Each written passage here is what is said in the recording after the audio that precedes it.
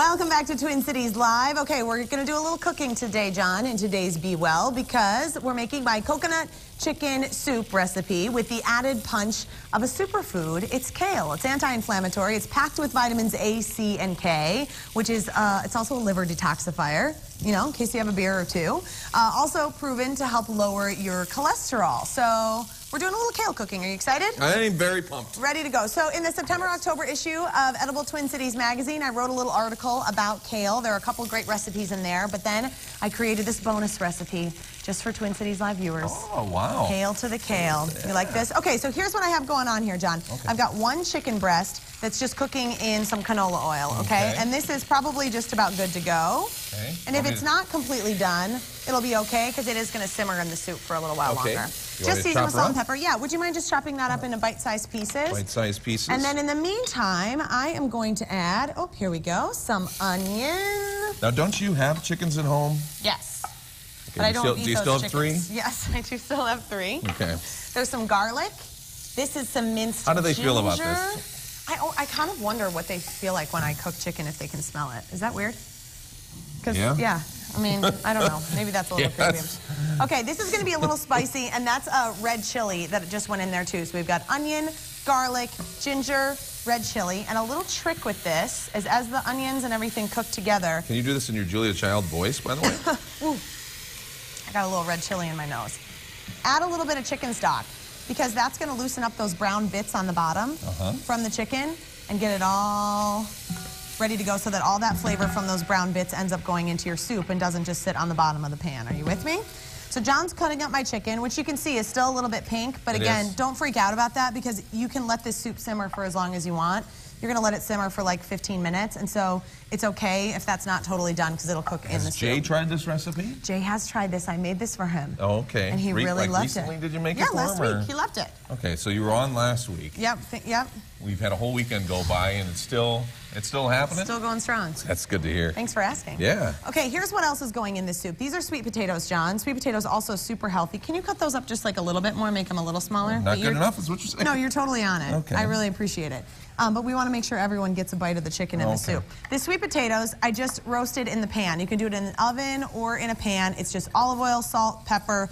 Cook these up, and they're ready to go, and you set them aside until you're ready. So we're going to add the sweet potatoes in. Did you enjoy writing the article? I did. I'm really having a good time writing articles. Well, you got your website, too. You got to tell everybody about that. HomeToHomestead.com. And what do you write about on there? My chickens and my worm composting and I mean, if you got nothing to do on a Friday night, I mean... I actually did make a solution. I did post something a couple Saturday nights ago, and I was like, sweet Saturday night reading. Yeah. This is, John, almond butter that's going in. So you could use peanut butter. I like the almond butter. Go with what you like. I do about 1/4 cup, and it's just going to give it, again, that kind of Thai-inspired flavor. Sorry, I keep going back to the chicken stuff. No, you're good. No, what's interesting that I'm finding, and I know you're finding tenfold, is that, well, it's kind of interesting and different that you have chickens in your backyard in Minneapolis. Yep. And she has all the permits she needs, so stop asking. Yeah. But other people, like, are way into this. People have chickens. They know somebody that's got chickens. I know. You get asked about it all the time. It's amazing. People are always talking to me about it. Yep, chicken goes in, John, and that was chicken stock that I put in. And it's been really fun to kind of get to know other people who are raising chickens and raising some of their own food. Okay, in goes this in this pot. Here, you guys want to take a look at this. These are dried mushrooms. I boiled some water and then put the dried mushrooms in them, in the water. The dried mushrooms rehydrate, and then you just add that to the soup. That goes in, so we've got mushrooms, and then... we're making a stew. You're doing such a great job. In goes some coconut milk. Coconut milk, this is a 1/2 can, and then you're just gonna, again, let that sit and simmer, and you'll let that chicken cook through, and it's gonna be warmed up, and it's gonna be delicious. So I have some already good to go. The stew's almost done, Elizabeth. Yeah, it's really good. Oh, and then I forgot. At the end, while that goes, you've got to add some of the kale. So I just take some kale. That's kind of important. I know. That's how this all started. I kind of messed that whole part up. Then you just rip the kale, and I do about 1.5 cups, and just add it in there. But I have some already done, and I want you to try it. Yeah, it does. Need some more kale.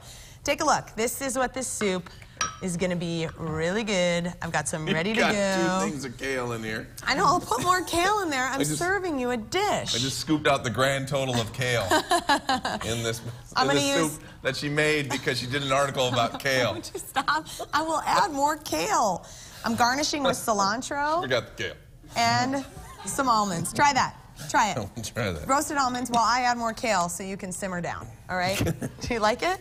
Let me know what you think. We're going to add the kale. Actually, I love it. Do you like it?